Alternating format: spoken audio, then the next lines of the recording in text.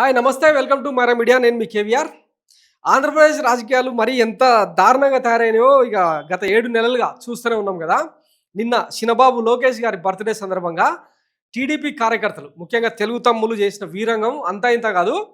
మాజీ ముఖ్యమంత్రి YS Jaganmohan Reddy camp office Tadepalli దగ్గర నిన్న అనుచరులందరూ కూడా చేసిన వీరంగం ఇప్పుడు సోషల్ మీడియాలో పెద్ద ఎత్తున వైరల్ అవుతా ఉంది. ఒకవైపు వైఎస్ జగన్మోహన్ రెడ్డి ఏమో లండన్ పర్యటనలో ఉన్నాడు.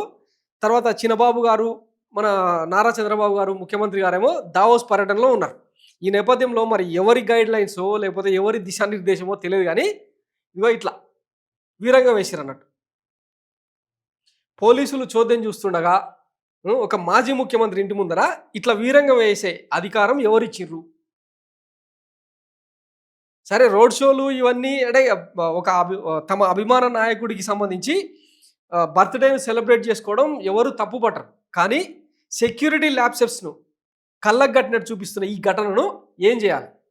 అసలు వైఎస్ జగన్మోహన్ రెడ్డిని ఏం చేద్దాం అనుకుంటున్నారు? ఇక ఈ ముచ్చట సంగతి పక్కన పెడితే ఇదిగో మళ్ళా కామెంట్లు, జై తెలుగుదేశం, జై లోకేష్ అన్న అంటూ కామెంట్లు అనమాట. సరే, వీళ్ళ ఆనందాన్ని మనం ఎందుకు కాదన్నలే కానీ అదేదో సినిమాలో మహేష్ బాబు సినిమాలో ఉంటుంది కదా, డిక్కి బలిసిన కోడి చికెన్ షాప్ ముందర వచ్చి తొడగొట్టిందని. అట్లనే ఉంది వీళ్ళ వ్యవహారం. ఒకవైపు అంటే రాష్ట్ర రాజకీయాల్లో ముఖ్యంగా కూటమి సర్కారు చంద్రబాబు పరిపాలనలో వైసీపీ నేతలను ముఖ్యంగా కార్యకర్తలను సోషల్ మీడియా వేదికగా ప్రశ్నిస్తున్న ప్రతి గొంతును ఎట్లా అణచివేసే కుట్రలు చేస్తున్నారో చూస్తూనే ఉన్నాం కదా. పరిపాలన ఎట్లా చేయొద్దో అట్లా చేసుకుంటూ పోతున్నారు. ఒకవైపు వైఎస్ జగన్మోహన్ రెడ్డి ఏమో గత 5 ఏళ్ల పరిపాలన కనుక మనం గమనిస్తే అడ్మినిస్ట్రేషన్ను ఇంత సులువుగా, ఇంత సజావుగా, ఇంత ట్రాన్స్పరెంట్గా జనానికి సంక్షేమం కావచ్చు, అభివృద్ధి కావచ్చు, ఆ ఫలాలని డోర్ డెలివరీ చేసిన విధానం ఈ పాటికే దేశం మొత్తం చర్చించుకున్నది. ఇదంతా పక్కన పెడితే పరిపాలన ఎట్లా చేయాలని జగన్మోహన్ రెడ్డి చూపిస్తే ఎట్లా చేయకూడదో చంద్రబాబు పాలన కళ్ళకు గడతా ఉందన్నమాట.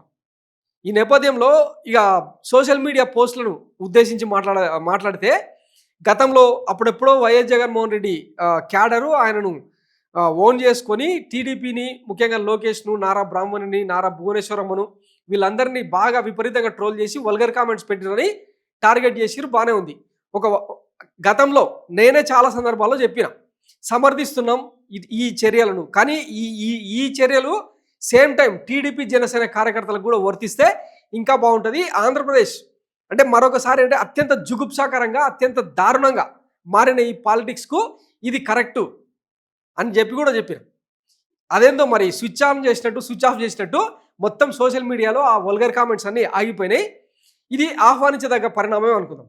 కానీ ఈ వీరంగం, ఈ విధ్వంసం అవసరమా? పార్టీలలో ఏముంది, వస్తాయి పోతాయి. 5 ఏళ్ళ వీళ్ళకు ప్రజలు ఇచ్చే టర్ము. నెక్స్ట్ ఒకవేళ కర్మగాలి వైఎస్ జగన్మోహన్ రెడ్డి మళ్ళీ అధికారంలోకి వచ్చింది అనుకో, వీళ్ళ పరిస్థితి ఏంది? సీసీటీవీ ఫుటేజ్లు ఉంటాయి, అన్నీ కళ్ళకు కట్టినట్టు కనిపిస్తూ ఉంటాయి. అప్పుడెప్పుడో ఒకసారి తెలుగుదేశం పార్టీ ఆఫీస్లో కూర్చొని పట్టాభి గారు సీనియర్ మోస్ట్ లీడరు బోసిడీకే అని ముఖ్యమంత్రిని సంబోధిస్తే ఇక బీపీలు, షుగర్లు పెరిగి వైసీపీ కార్యకర్తలు తెలుగుదేశం పార్టీ ఆఫీస్ని ఎట్లా తగలబెట్టినో చూసినాం కదా. మళ్ళీ అట్లాంటి సిచ్యువేషన్స్ కావాలా ఆలోచించుకోవాలి. ఇప్పటికే టీడీపీ వెల్విషర్సు, సింపథైజర్సు కొంతమంది అంటే కార్యకర్తలను ఉద్దేశించి ఇట్లా వీరంగం చేస్తున్న వాళ్ళని దృష్టిలో పెట్టుకొని పోస్టులు కూడా పెడుతున్నారు. తమ్ముళ్ళు మళ్ళీ చెప్తున్నా, ఇప్పుడు అధికారాన్ని చూసుకొని వైఎస్ జగన్ మీద రెచ్చిపోకండి. రేపు అతను గెలిచాక అతను చేసే విధ్వంసానికి మీలో ఒక్కడు కూడా మిగలడు. పార్టీని నమ్మి మోసపోకండి. లీడర్లకు లేని బాధ మొగ్గలోది మనకు దేనికి చెప్పండి అని చెప్పి మొన్న ఎవరో టీడీపీ కార్యకర్తనే, టీడీపీ సింపథైజరే ఇట్లా పోస్ట్ పెడితే దాని మీద ఇక విపరీతంగా ట్రోల్స్. ఏం భయపడుతున్నావా, నీకు మొహం లేదా అని చెప్పి బుల్లెట్ రాజా అనట, మరి అకౌంట్ ఎవరిదో తెలియదు కానీ, సో ఆయన మీద ట్రోల్ చేస్తూ వచ్చారనమాట. అరే, ఈ ట్వీటు నేను ఎవరికో భయపడి వేసింది కాదు. పార్టీ ఏదైనా చివరకు ఎక్కువగా ఇబ్బంది పడేది సామాన్య కార్యకర్తలే. మనకు తల్లిదండ్రులు, భార్య పిల్లలు, వీళ్ళ తర్వాతనే ఎవడో గొట్టంగాడి కోసం మనం వీళ్ళని ఇబ్బంది పెట్టడం మంచి పని కాదు అని వేశా. సో దీని ఒక సూచనగానో సలహాగానో తీసుకొని ఎవరిళ్లల్లో వాళ్ళు ఉంటే అయిపోతుంది కదా. మంచిగా పవర్ వచ్చింది. ఈ 1800 రోజుల పాటు పవర్ని ఎంజాయ్ చేసే అవకాశం మీ దగ్గర ఉన్నప్పుడు, ఆప్షన్ మీ దగ్గర ఉన్నప్పుడు ప్రత్యర్థి పార్టీల మీద అంత విరుచుకుపడాల్సిన అవసరమే ఉంది? ఇప్పుడు వైసీపీని ఇంతగానం టార్గెట్ చేస్తున్నారు కదా, ఏ ఒక్క సీనియర్ లీడర్నైనా, ఏ ఒక్క తోపు లీడర్నైనా వీళ్ళు బొక్కలో వేసి కారప్పొడి కురిపించిన సందర్భం ఉందా? ఎందుకు చెప్తున్నానో అర్థం చేసుకోండి. అల్టిమేట్‌గా లాస్ అయ్యేది, కోల్పోయేది కుటుంబాలు, కార్యకర్తల కుటుంబాలే. వీధిన పడేది వాళ్ళే. ఈరోజు ఎన్నికల తర్వాత ఎంతమంది వైసీపీని మద్దతు ఇచ్చిన వైసీపీ కుటుంబాలు రాష్ట్రాన్ని వదిలేసి పక్క రాష్ట్రాలకెళ్ళి తలదాచుకుంటున్నారో తెలియదా? ఇంచుమించు 3, 4 వేల కుటుంబాలు రాష్ట్రాన్ని వదిలేసి, ముఖ్యంగా పల్నాడు వేదికగా ఎంతమంది బయటకెళ్ళిపోయారో తెలీదా? బతికితే చాలు అన్న రేంజ్‌లో వీళ్ళ ప్రతీకార రాజకీయాలున్నాయి. రేపు మరి అవతల పార్టీ కూడా వచ్చినప్పుడు ఇప్పుడు ఎవరైతే వీరంగం చేస్తున్నారో వాళ్ళకి కూడా అట్లాంటి ట్రీట్మెంటే ఉంటది కదా! ఆల్రెడీ బాబు గారు చెప్పిండ్రు. రాబోయే 5 ఏళ్లలో కూటమి సర్కార్ అధికారంలోకి వచ్చినాక మిజరబుల్ ట్రీట్మెంట్ ఉంటదని. మరి అదే మిజరబుల్ ట్రీట్మెంట్ వైఎస్ జగన్మోహన్ రెడ్డి ఇయ్యలేడా? ఒకవేళ అధికారంలోకి వచ్చిండనుకో. మీరే కదా ఆయనను ఫ్యాక్షనిస్టు, రాజారెడ్డి రాజ్యాంగం, సైకో పాలన అని ముద్రేసింది.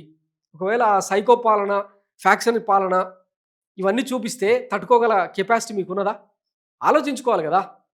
పరిపాలనను పరిపాలనగా చూడాలి. అడ్మినిస్ట్రేషన్‌ను అడ్మినిస్ట్రేషన్‌గా చూడాలి. రాజకీయాలు అయిపోయిన తర్వాత అవతల పడాలి. ఇది కామన్ థింగ్. తెలంగాణ ప్రజల్ని చూడండి ఒకసారి.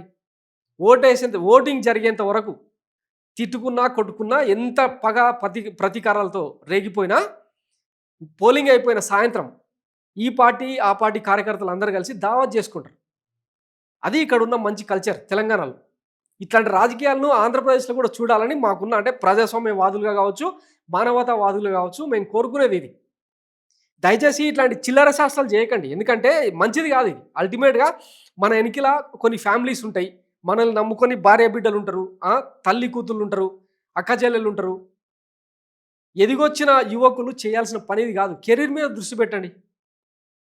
ఎందుకు ఈ పోయేగాలం? సో, అంటే ఆ మూమెంట్‌లో ఎమోషన్స్‌ని ఇట్లా ప్రదర్శించడం తప్పేం కాదు. కానీ మరి ఈ రేంజ్‌లో ఒక ప్రతిపక్ష నేత ఇంటి దగ్గరికి వెళ్లి ఇట్లా చేయాల్సిన అవసరం ఏముంది? పోలీసులు కూడా దీన్ని అంత ఈజీగా బేర్ చేయొద్దు. ఎందుకంటే ఆయన అవునన్నా కాదనుకున్నా 11 సీట్లకు పరిమితమైన మాజీ ముఖ్యమంత్రి, 5 ఏళ్ల పాటు ఒక రాష్ట్రానికి పాలించిన ముఖ్యమంత్రి ఆయన. సో, అట్లాంటి ఆయనకు సెక్యూరిటీ థ్రెట్స్ ఉన్నాయని నిరూపించిన ఘటన. పోలీసులకు కూడా ఇది బ్లేమే. ఈరోజు దావోస్ వేదికగా పోయి పొంకనాలు, ప్రవచనాలు చెప్తా ఉన్నారు వీళ్ళు. కానీ రాష్ట్రంలో లా అండ్ ఆర్డర్ సిచ్యువేషన్ ఇట్లున్న తర్వాత ఏ పారిశ్రామికవేత్త వచ్చి పెట్టుబడులు పెడతాడు? ఇప్పటికే దావోస్ తుస్ అని చెప్పి సోషల్ మీడియాలో పెద్ద ఎత్తున కామెంట్లు పడతా ఉన్నాయి. మహారాష్ట్రనేమో ఇంచుమించు 10-15 లక్షల కోట్ల పెట్టుబడులను ఎత్తుకెళ్ళిపోతే, ఇక్కడ పక్క రాష్ట్రం తెలంగాణలోనేమో 1,78,000 కోట్ల పెట్టుబడులను తీసుకెళ్ళిపోతే ఆంధ్రప్రదేశ్కు 0 అని చెప్పి మన పచ్చపత్రికలే రాస్తున్నాయి కథనాలు. సో, ఇది మంచిది కాదు. దయచేసి కార్యకర్తలు ఎవరైనా కొంచెం సంయమనం పాటించి మీ అభిమానాన్ని ప్రదర్శించుకోవడం తప్పని మేము ఎక్కడా చెప్పట్లేదు. అభిమాన నాయకుడికి దండలేయొచ్చు, దండాలు పెట్టొచ్చు, కాలు మొక్కొచ్చు, ఏమైనా చేసుకోండి. అది మీ వ్యక్తిగత ఇష్టం. కానీ అవతల వాళ్ళని ఇబ్బంది పెట్టేలాగా ఆ చర్యలు ఉండొద్దన్నది మా సలహా. Thanks for watching Mara media. నేను మీ కేవీఆర్. Thank you.